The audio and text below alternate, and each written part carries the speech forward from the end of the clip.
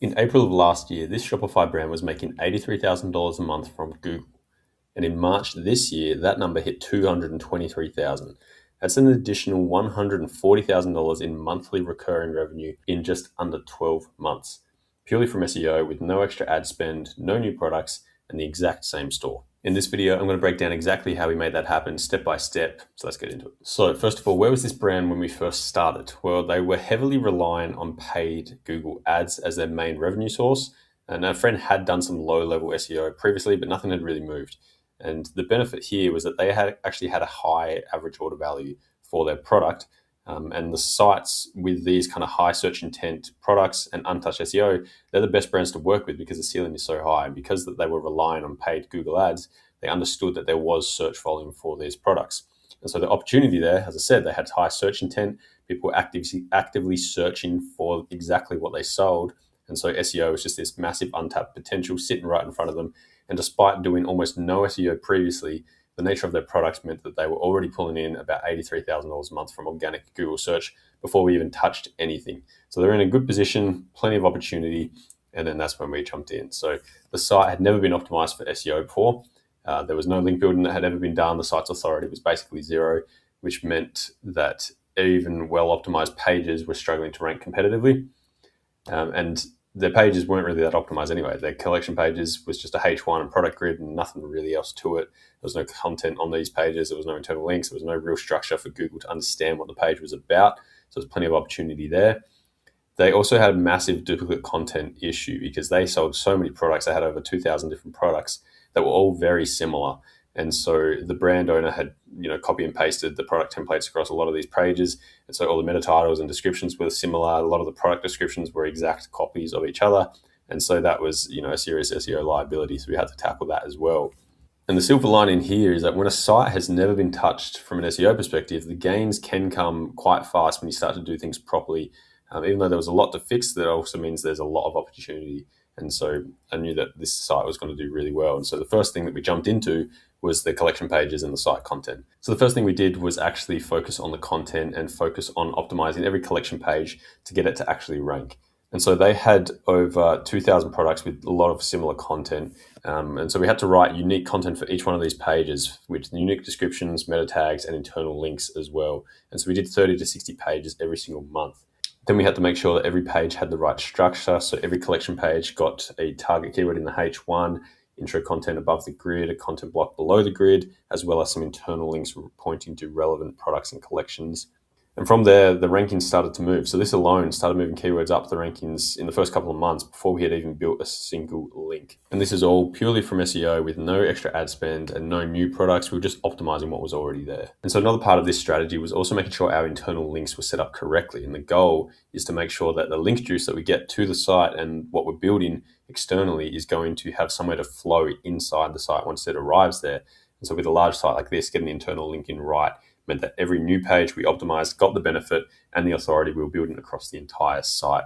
And so the funnel structure that we follow here, blog posts which attract the links, and we can pass authority downwards from them towards our collection pages with our internal links, and then onto our product pages, which is where we convert visitors into buyers and ultimately where we want people to end up. So if your store has duplicate content issues, collection pages with maybe no content or no internal linking structure set up, or SEO just hasn't become a revenue generator for your brand, click the first link in the description. We can talk about this together and see if there's something that we can do for your e-commerce store. The next main thing that we focused on was link building. And the main thing that I talk about here all the time is quality over quantity. And so our approach, we got about 170 high quality links accumulated over the last 12 months for this brand, but their competitors have thousands of backlinks, way more than we have, but only like 5 to 7 of those thousands are from genuinely good websites.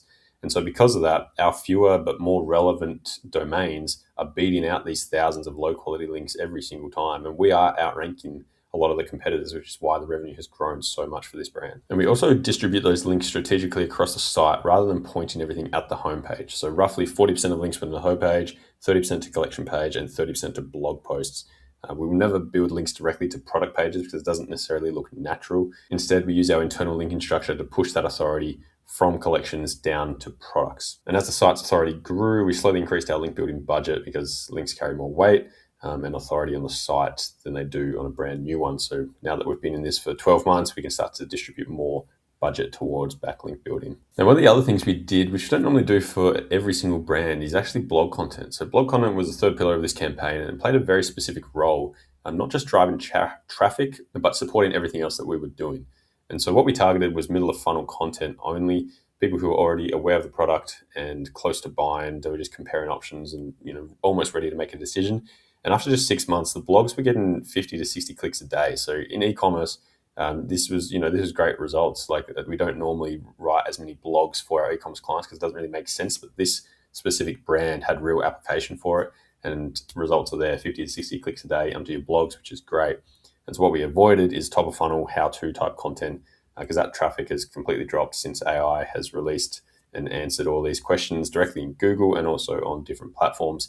And so rather than those generic informational content in 2026, largely a waste of time, so we don't really do it as much anymore.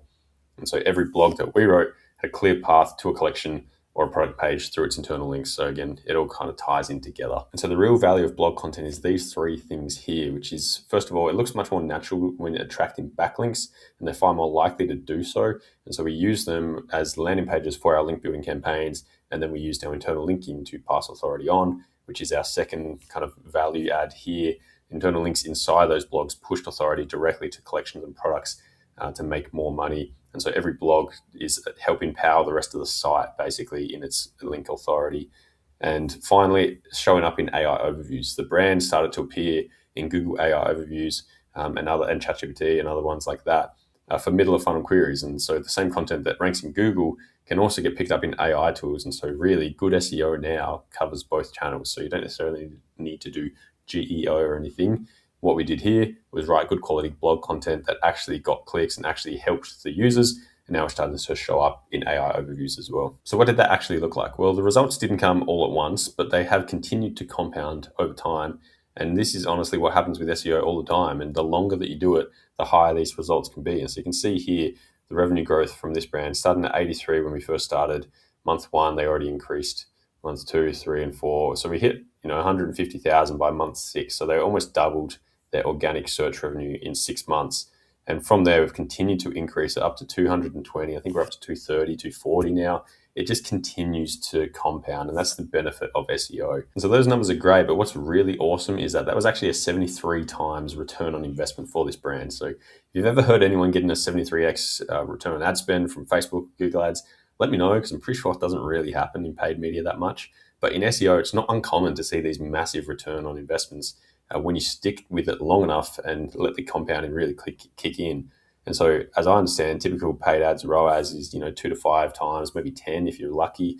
But that stops the moment that you stop paying, and you're renting that visibility. Whereas SEO, and specifically this campaign, you got a 73x return on investment over 12 months, and this will just continue to keep compounding after they've stopped investing, if they decide to do that. But as we continue to grow it, the return on investment is getting even higher, which is great. So the difference really is renting visibility compared to owning it. So the brand is no longer relying on paid ads like they were before.